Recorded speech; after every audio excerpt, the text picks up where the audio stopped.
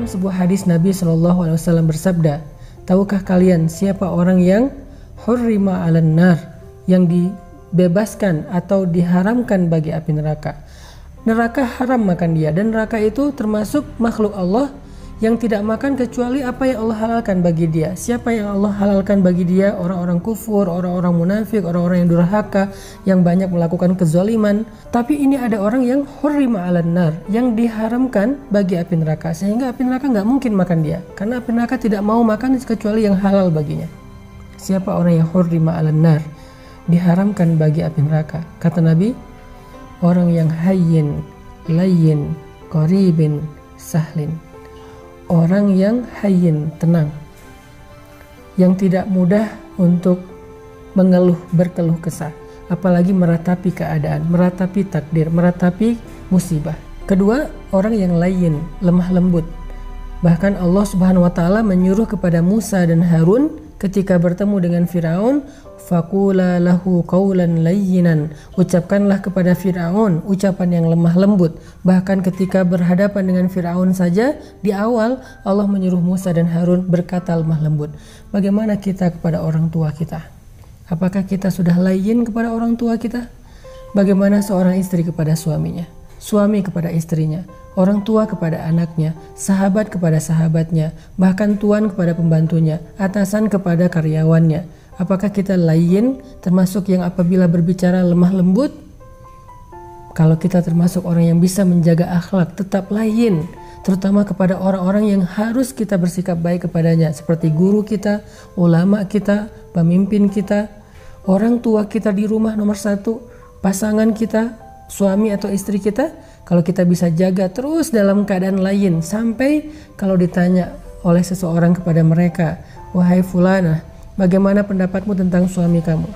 Lalu dia menjawab, yang saya tahu suami saya itu orang yang lemah lembut, yang saya tahu istri saya itu orang yang lemah lembut, yang saya tahu anak saya itu anak yang lemah lembut, yang saya tahu orang tua saya orang tua yang lemah lembut. Kalau kita dikenal dengan layyin, berarti kita insya Allah termasuk yang dibebaskan dari api neraka.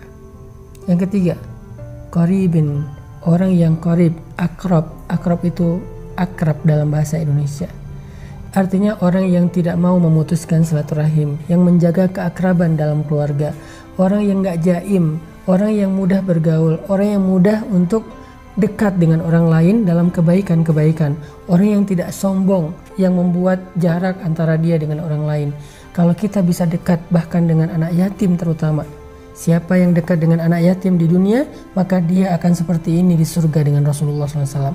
Dekat dengan anak yatim, dekat dengan orang miskin, dekat dengan orang yang susah, dekat dengan keluarga besar kita, dekat dengan siapapun yang kita anggap mungkin kurang dari kita dalam banyak hal, kurang dari sisi fisik, kurang dari sisi harta, kurang dari sisi ilmu. Sebutlah dengan orang yang masih awam, kita merasa dekat sehingga semua orang merasa nyaman dengan kita. Insya Allah berbahagialah kita termasuk orang yang dijamin terbebas dari api neraka. Dan yang keempat, orang yang sahlin, orang yang memudahkan urusan orang lain. Jangan terlalu ribet, jangan terlalu birokratif, jangan terlalu kaku. Apalagi ketika kita bergaul dengan sesama muslim.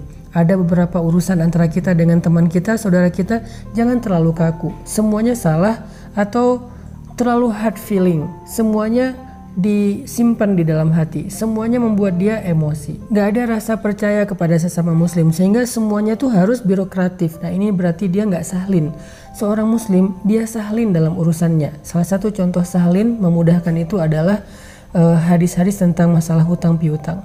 Kata Nabi, siapa yang meminjamkan uangnya atau hartanya kepada saudaranya selama misalnya 1 hari, berarti selama 1 hari itu dia telah bersedekah sebanyak uang yang dia pinjamkan.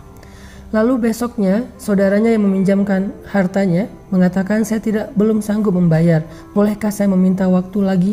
Lalu dia memberikan waktu tambahan 1 hari, maka dia sudah bersedekah sebesar 2 kali lipat dari harta yang dia pinjamkan, dan seterusnya dan seterusnya.